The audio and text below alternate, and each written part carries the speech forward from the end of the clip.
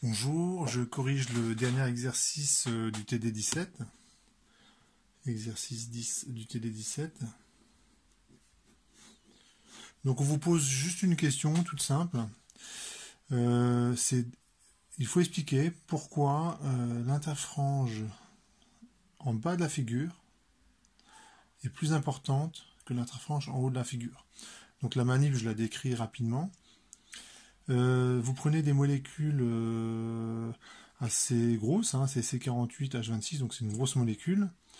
Vous la faites passer dans un réseau de fente et vous observez, donc il y a de la diffraction et diffraction interférence, et elles sont détectées à l'aide d'une plaque qui est éclairée par un laser, et chaque fois qu'une molécule arrive sur la plaque, le laser qui éclaire ces molécules qui sont fluorescentes permet de les détecter individuellement. Et ça, c'est l'avantage de la fluorescence, c'est qu'on transforme la molécule comme émetteur de lumière. Donc on est capable de repérer une molécule unique en fait. On est capable de voir une molécule unique. En réalité, on n'a pas la résolution atomique, mais la lumière, elle provient de cette molécule, et donc on voit un point. Et c'est ce qu'on voit à droite, hein, on voit que l'image est constituée de plein de petits points. Alors dans ce genre d'expérience, il faudrait voir, j'imagine qu'il y a un film qui correspond à ça. La fluorescence des molécules, elle ne dure pas indéfiniment, parce que souvent, quand on a des grosses molécules comme ça, assez rapidement, la molécule, en fait, à force de recevoir de l'énergie, et puis de réémettre des photons, au bout d'un moment, elle se dénature, la molécule, et ça ne fonctionne plus. Donc la fluorescence dure un certain temps. Et le détecteur, ce qu'on voit sur l'écran, là c'est en haut, là c'est en bas. Hein, donc la gravité, le champ de pesanteur, il serait comme ça. L'accélération de la pesanteur serait comme ceci. Et l'explication de la différence d'interfrange, elle est toute simple. Elle est vraiment toute simple. Alors je vous rappelle la formule de... Allez, alors je prends la formule des fentes Young, donc c'est pas forcément très bien. Ce que je vais retenir, c'est que l'interfrange, c'est une... ouais, je mets entre guillemets, ça c'est les fentes Young. Et ici, on a plutôt un réseau. Hein, si je lis, on a un réseau de fentes. Bon. Alors je vais retenir juste, je pars de cette formule-là, et donc normalement je ne peux pas l'appliquer, puisqu'on a un réseau. Pour un réseau,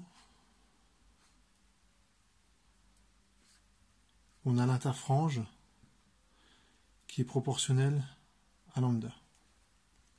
C'est-à-dire que quand je prends une longueur d'onde plus grande, l'interfrange, elle va augmenter, et lorsque je prends une longueur d'onde plus petite, l'interfrange, elle va diminuer. Alors, et donc finalement on s'en fiche que ce soit des surA ou autre chose, c'est pas grave. Donc, alors comment on explique? Donc finalement ça revient à expliquer pourquoi les particules qui arrivent en haut de l'écran, elles ont une longueur d'onde plus petite, que les particules qui arrivent en bas de l'écran. Et la raison elle est toute simple. Donc je fais la manip en coupe. Là vous avez les particules. Tiens, je vais représenter une particule qui va vite.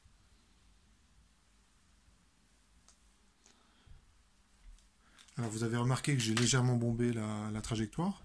Pourquoi? Parce que c'est quand même une chute libre dans le champ de pesanteur. Et le réseau de fente, il est ici.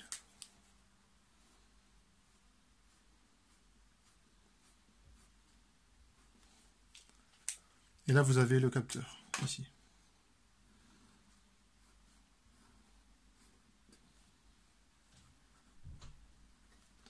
Et ici, le réseau de fente.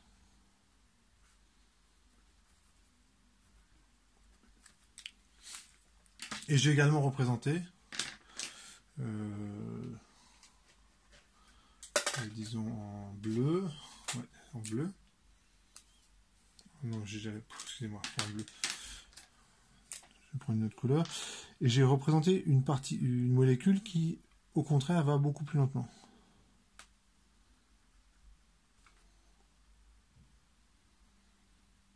Bon, c'est pas très très bien dessiné. Voilà.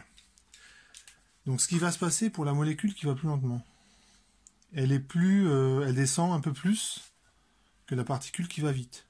Pourquoi? Parce que avec une vitesse initiale importante, en fait le temps de parcours il est assez court et la particule elle n'a pas le temps de descendre. Si la particule part beaucoup plus lentement, eh ben, elle a le temps de descendre et elle va taper le bas de l'écran. Ça veut dire que la particule par le chemin 2, elle a beaucoup moins d'énergie, beaucoup moins de quantité de mouvement que la particule qui a emprunté le chemin 2. Donc on va l'écrire comme ça. P1, la quantité de mouvement, c'est supérieur à la quantité de mouvement de la molécule qui suit le chemin numéro 2. Et on utilise la relation de De Broglie qui vous dit que P1 c'est aussi H sur lambda 1. Donc là j'utilise P égale H bar K. H bar, je vous rappelle, c'est H sur 2pi. K c'est 2pi sur lambda. Donc la quantité de mouvement c'est H sur lambda. Donc H sur lambda 1, c'est supérieur à H sur lambda 2. Et donc finalement, lambda 2, c'est plus grand que lambda 1. Et donc l'interfrange que je vais obtenir avec ces particules-là va être plus importante que l'interfrange que j'obtiens avec les particules qui tapent sur le haut de l'écran, tout simplement. Voilà, donc ça répond. Donc là, on attendait dans cet exercice, dans cette question, une réponse qualitative. Voilà.